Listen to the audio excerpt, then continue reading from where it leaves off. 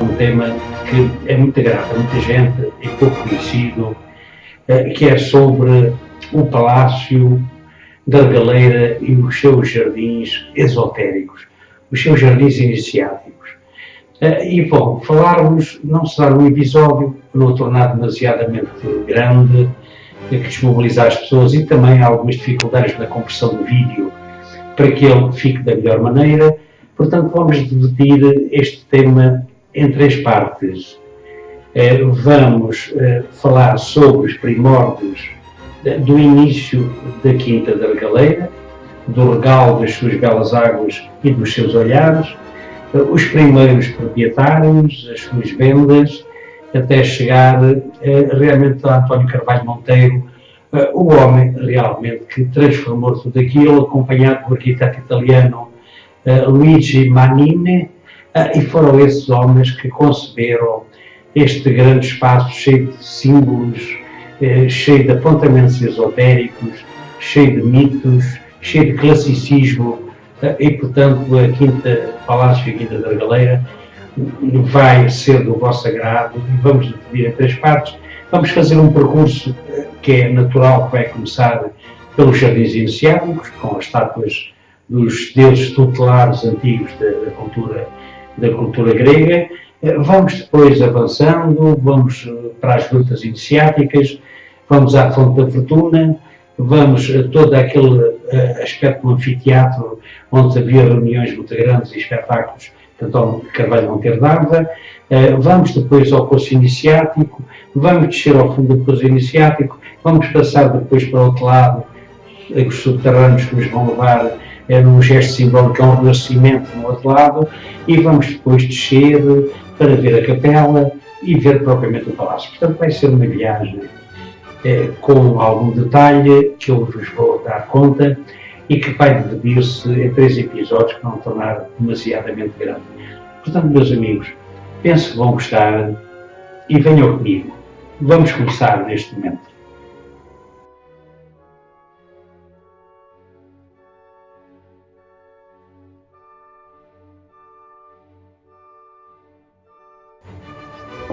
O Palácio e Jardins da Regaleira. História, símbolos e mitos. Primeira parte.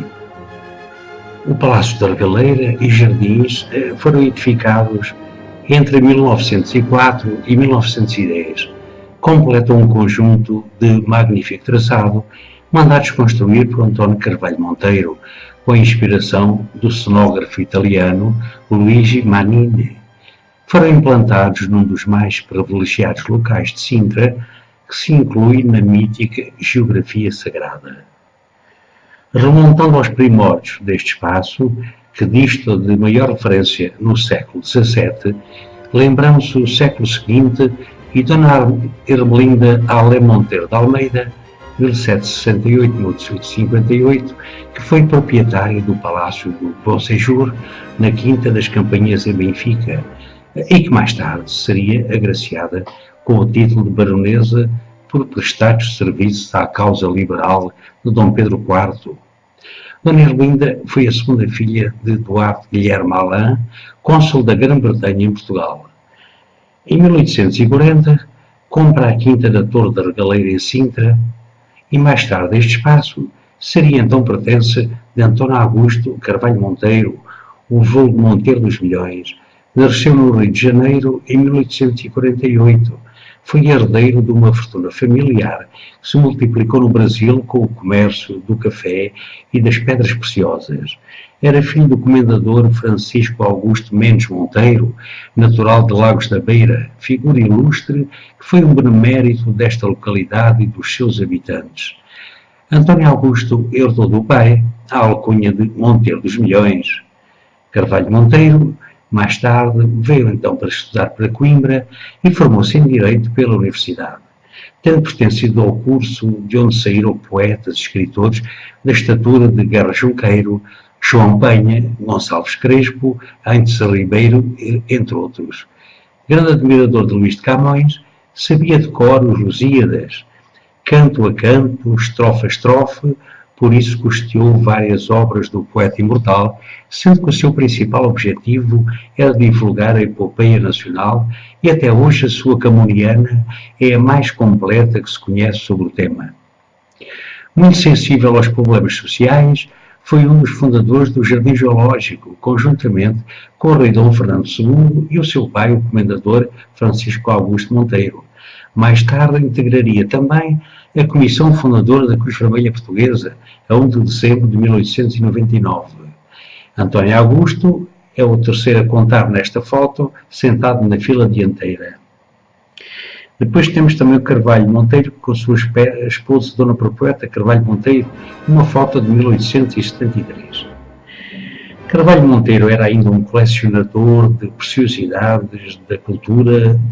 A maior biblioteca, como já dissemos, camoniana, pertencia-lhe, e no Palácio Quintela, em Lisboa, também de sua propriedade, guardava gravuras, aguarelas, pinturas, esculturas em mármore e bronze, coleções de moedas e terracota. Era ainda um especialista em entomologia de borboletas, da qual tinha cerca de 600 obras especializadas. Tinha 4 netos que nos aparecem numa foto de 1911, Teresa Carolina Poitier de Carvalho, António Augusto Poitier de Carvalho Monteiro e também Maria da Nazaré Monteiro de Almeida e Francisco de Carvalho Almeida, nascidos mais tarde, este em 1909.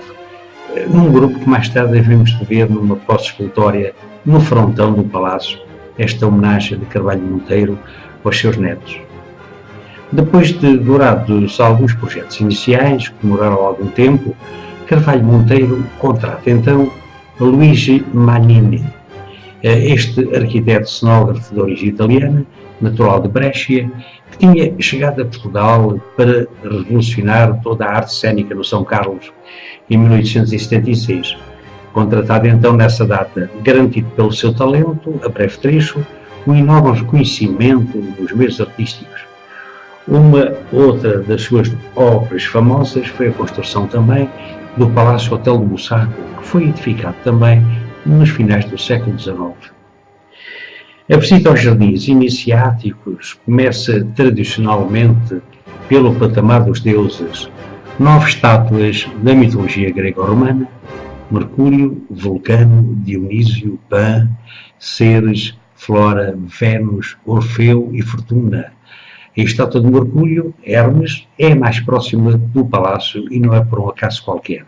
É que este é o mensageiro dos deuses e também o patrono dos comerciantes, de que Carvalho Monteiro tinha atividade e sempre pensou realmente que tinha alguma proteção divina.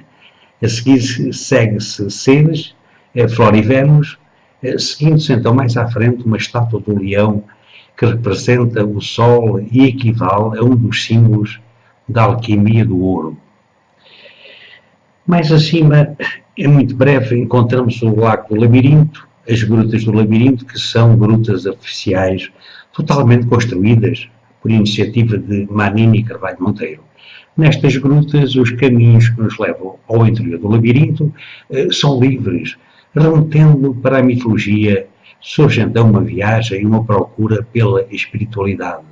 Estão presentes de forma evidente três dos quatro elementos fundamentais do conhecimento esotérico e da mitologia: a terra, a água e o ar. A terra, porque é dentro dela que os túneis são percorridos. A água, porque existe quer lagos exteriores, quer interiores. O ar, porque as aberturas são múltiplas, permitindo que a brisa nos surpreenda. Os quatro elementos é mais subtil, tendo em conta que só com uma tocha ou uma vela que era possível, naquela altura, percorrer túneis completamente escuros e cheios de sobressaltos.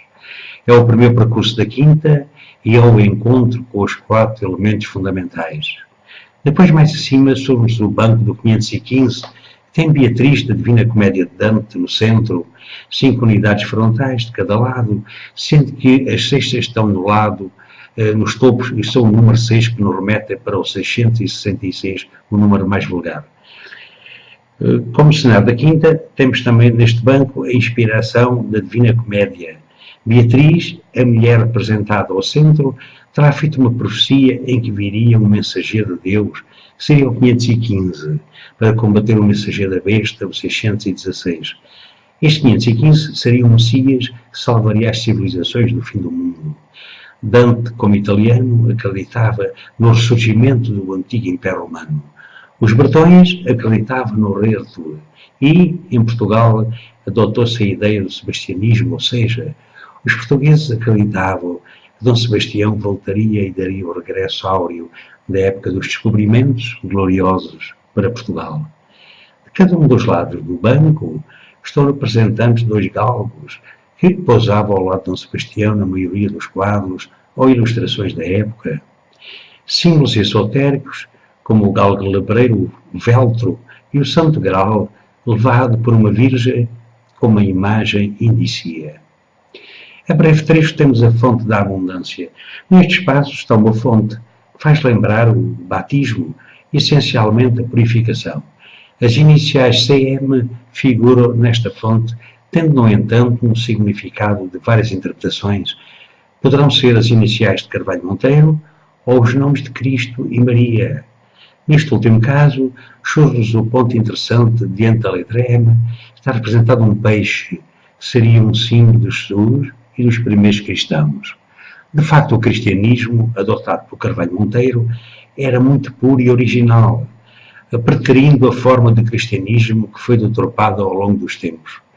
Debaixo destas iniciais encontramos uma concha que está por cima de uma balança que representa o equilíbrio natural entre as coisas.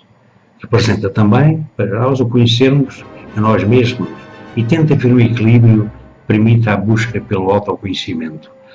Esta busca consistia numa procura pelo interior de cada um, procura esta oferecida no percurso da regaleira. Depois encontramos os golfinhos junto à fonte da abundância. Os golfinhos eram um dos atributos essenciais do deus Poseidon, rei da Atlântida, e a segunda personalidade da tríade helénica Zeus, Poseidon, Hades. No chamado Portal dos Guardiães, um espaço amplo, encontramos uma espécie de terraço que proporcionou a Carvalho Monteiro a criação de um teatro na sua própria propriedade. Havia um espaço destinado à plateia, criando-se um anfiteatro com uma acústica adequada. Este portal conduz-nos a um túnel que leva a meio do poço iniciático, bordado por dois tritões. Surgem novamente referências à mitologia, uma vez que na Divina Comédia Cérbero aparece como guardião da entrada do inferno. No Regaleira, então o poço tem sempre uma ideia de inferioridade e, à semelhança da obra clássica, guardiões a protegê-lo. O portal dos guardiães dá acesso à entrada e meio do percurso do poço iniciático. Nos primórdios, uma cascata de água separava a entrada entre os tritões e os primeiros degraus. No vasto espaço, junto à fonte da abundância, destaca-se uma mesa de pedra e um banco corrido de forma circular, com um lugar destacado ao centro, possível lugar de um venerável mestre iniciador.